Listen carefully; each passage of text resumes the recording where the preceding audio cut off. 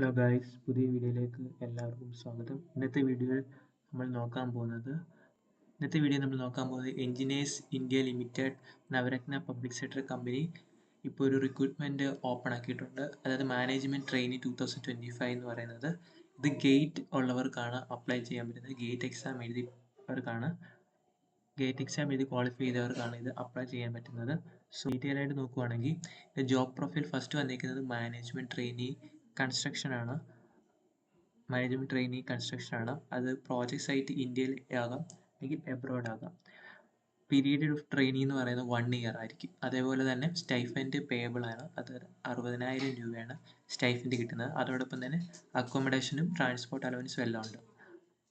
In case നിങ്ങൾക്ക് അക്കോമഡേഷനും അതുപോലെ അവർ അഡീഷണൽ ആയിട്ട് 60,000 പ്ലസ് 15,000 തരുന്നതാണെന്ന് പറയുന്നുണ്ട്. In case accommodation transport are not provided, അല്ലെങ്കിൽ അഡീഷണൽ ആയിട്ട് 15,000 രൂപ തരും. ഇൻ കേസ് അത് രണ്ടും തരുവാണെങ്കിൽ 60,000 കിട്ടത്തുള്ളൂ.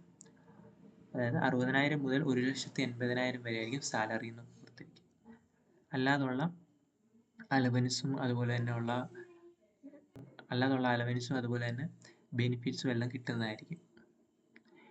ഈ സെക്കൻഡ് പ്രൊഫൈൽ നോക്കുവാണെങ്കിൽ ഇത് ജോബ് പ്രൊഫൈൽ മാനേജ്മെൻറ്റ് ട്രെയിനി ആണ്. മറ്റേത് സിവിൽ ആണെങ്കിൽ ഇത് അതേഴ്സ് ആണ്. വേരിയഡ് സർവീസസ് ആയിട്ടുള്ള ഡിസൈന്, എഞ്ചിനീയറിംഗ്, കോസ്റ്റിംഗ്, പ്രൊക്യൂർമെൻറ്റ്, ഇൻസ്പെക്ഷൻസ് അങ്ങനെയുള്ള ഡൊമസ്റ്റിക് ആയിട്ടുള്ള ഇൻ്റർനാഷണൽ പ്രോജക്റ്റുകളൊക്കെയാണ് ഈ മാനേജ്മെൻറ്റ് ട്രെയിനി അതേഴ്സിനകത്ത് വരുന്നത്. അപ്പോൾ അത് ഡീറ്റെയിൽ ആയിട്ട് നോക്കുവാണെങ്കിൽ പ്ലേസ് ഓഫ് പോസ്റ്റിംഗ് വരുന്നത് ഡൽഹി, ഗുരുഗ്രഹം, അതുപോലെ തന്നെ അങ്ങനെയുള്ള പ്രോജക്റ്റ് സൈറ്റുകളും എബ്രോഡും ആയിരിക്കും. ഇതും പീരീഡ് ഓഫ് ട്രെയിനിങ് 1 ഇയർ ആയിരിക്കും. ഇതുപോലെ തന്നെ സ്റ്റൈഫൻഡോടെയാണ്. അതായത് 60,000 ആയിരിക്കും സ്റ്റൈഫൻഡ് കിട്ടുന്നത്. അക്കോമഡേഷൻ, ട്രാൻസ്പോർട്ടേഷൻ ഉണ്ട്. ഇൻ കേസ് അതില്ലെങ്കിൽ അഡീഷണൽ ആയിട്ട് 10,000 രൂപയും കൂടി കിട്ടുന്നതായിരിക്കും. ഇതിൻ്റെ സാലറി വരുന്നത് 60,000 അപ് ടു 1,80,000 രൂപ തന്നെ ആയിരിക്കും.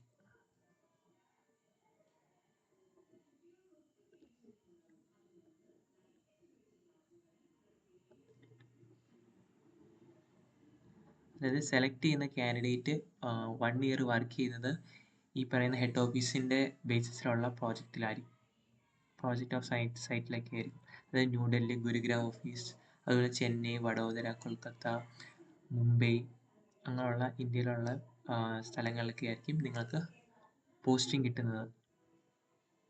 പിന്നെ ഇവിടെ പറയുന്നുണ്ട്, ഒന്നെങ്കിൽ നിങ്ങൾക്ക് മാനേജ്മെൻറ്റ് ട്രെയിനിയിലോട്ട് കൺസ്ട്രക്ഷനിലോട്ടോ അല്ലെങ്കിൽ മാനേജ്മെൻറ്റ് ട്രെയിനി അതേഴ്സിലോട്ടോ ഒന്നിലേക്ക് മാത്രമേ അപ്ലൈ ചെയ്യാൻ പറ്റത്തുള്ളൂ എന്ന്. ഇനി ഇതിൻ്റെ ക്വാളിഫിക്കേഷൻ, ഏജ് ലിമിറ്റ് എല്ലാം നോക്കുവാണെങ്കിൽ മാനേജ്മെൻറ്റ് ട്രെയിനിയും കൺസ്ട്രക്ഷനും ആകാം, അതുപോലെ തന്നെ അതേഴ്സും. രണ്ടിനുമുള്ള ക്വാളിഫിക്കേഷൻ എന്ന് പറയുന്നത് എഞ്ചിനീയറിംഗ് ഡിഗ്രിയാണ്. BA ആയിരിക്കാം, BTech ആയിരിക്കാം, അല്ലെങ്കിൽ BSc ഉണ്ടായിരിക്കണം. അതുപോലെ തന്നെ 65% മാർക്ക് വേണമെന്ന് പറയുന്നു. കെമിക്കലിലാണെങ്കിൽ മാനേജ്മെൻറ്റ് ട്രെയിനിങ് കൺസ്ട്രക്ഷന് വേക്കൻസി ഇല്ല, അതേഴ്സിന് 12 വേക്കൻസി ഉണ്ട്. ഇനി മെക്കാനിക്കൽ ആണെങ്കിൽ കൺസ്ട്രക്ഷൻ 5 വേക്കൻസി ഉണ്ട്, അതേപോലെ തന്നെ അതേഴ്സിന് 9 വേക്കൻസി ഉണ്ട്. സിവിൽ ആണെങ്കിൽ 6 വേക്കൻസി, 12 വേക്കൻസി അതേഴ്സിന്.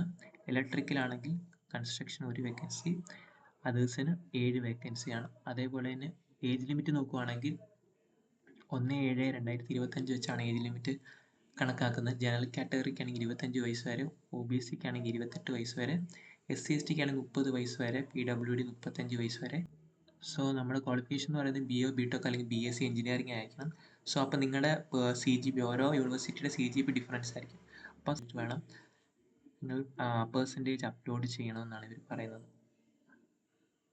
അപ്പം ഈ ബേസിസിൽ അതായത് ഇതേ ബേസിസിലാണ് നിങ്ങളുടെ യൂണിവേഴ്സിറ്റിയിലെ CGP പെർസെൻറ്റേജ് കൺവേർട്ട് ചെയ്യുമ്പോൾ 65% മുകളിലുണ്ടെങ്കിൽ മാത്രമേ നിങ്ങൾക്കിത് അപ്ലൈ ചെയ്യാൻ പറ്റത്തുള്ളൂ എന്നും പറയുന്നുണ്ട്. അതുപോലെ തന്നെ ഫൈനൽ ഇയർ സ്റ്റുഡൻസിനും, അതുപോലെ തന്നെ ഫൈനൽ ഇയർ സെമസ്റ്റർ പഠിക്കുന്ന ഏപ്രിൽ അല്ലെങ്കിൽ ജൂണിൽ റിസൾട്ട് വരുന്ന വിദ്യാർത്ഥികൾക്ക് ഇത് അപ്ലൈ ചെയ്യാൻ പറ്റുന്നതാണെന്ന് പറയുന്നുണ്ട്. അതുപോലെ തന്നെ 24-25 വർഷം പാസ് ഔട്ട് ആവുന്ന സ്റ്റുഡൻസാണ് എലിജിബിള്. അതോടൊപ്പം 2023 പാസ് ഔട്ടായ സ്റ്റുഡൻസിന് ഇത് നോട്ട് എലിജിബിൾ എന്നാണ് പറയുന്നത്. അതേപോലെ തന്നെ ഇത് അപ്ലൈ ചെയ്യുന്ന സമയത്ത് SC/ST കാസ്റ്റ്, OBC ഉള്ളവർക്കൊക്കെ ആണെങ്കിൽ അവരുടെ സർട്ടിഫിക്കറ്റ് അപ്ലോഡ് ചെയ്യണമെന്ന് ഇതിനകത്ത് മെൻഷൻ ചെയ്തിട്ടുണ്ട്. അപ്പോൾ അതും കൂടെ ഒന്ന് ശ്രദ്ധിക്കണം. ഇനി സെലക്ഷൻ പ്രൊസീജിയർ നോക്കുവാണെങ്കിൽ നിങ്ങളെ ആദ്യം ഷോർട്ട് ലിസ്റ്റ് ചെയ്യും, എന്നിട്ട് അത് ഗ്രൂപ്പ് ഡിസ്കഷന് അതുപോലെ തന്നെ ഇൻ്റർവ്യൂവിനായിരിക്കും വിടുന്നത്. അതുപോലെ പറഞ്ഞു ഇത് ഗേറ്റിനെ ബേസ് ചെയ്തിട്ടാണ്. അപ്പോൾ ഗേറ്റിൽ നിങ്ങൾക്ക് 2025 ഗേറ്റിൽ നിങ്ങൾക്ക് ക്വാളിഫൈ ചെയ്യണോ, ക്ലിയർ ഇത് ഇവിടെ പറയുന്നുണ്ട്.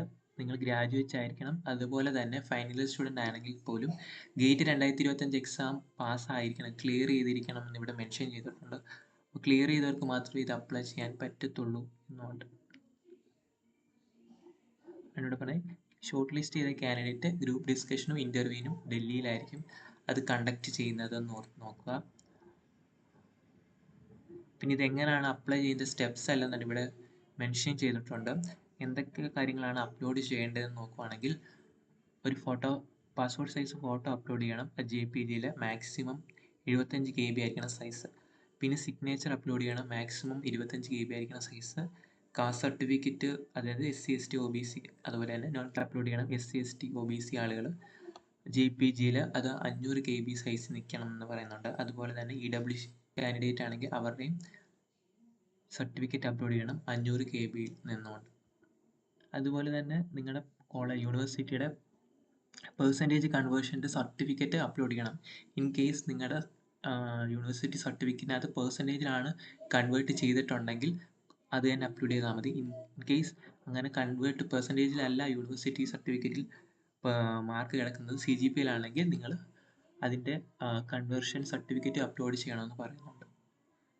നോക്കണം, ഓൺലൈൻ രജിസ്ട്രേഷൻ സ്റ്റാർട്ട് ചെയ്ത ഡേറ്റ് 20/3/2025 അവസാനിക്കുന്ന ഡേറ്റ് 7/4/2025. അപ്പം താമസിയാതെ തന്നെ അപ്ലൈ ചെയ്യുന്നവരെല്ലാം അപ്ലൈ ചെയ്യുക. Thank you.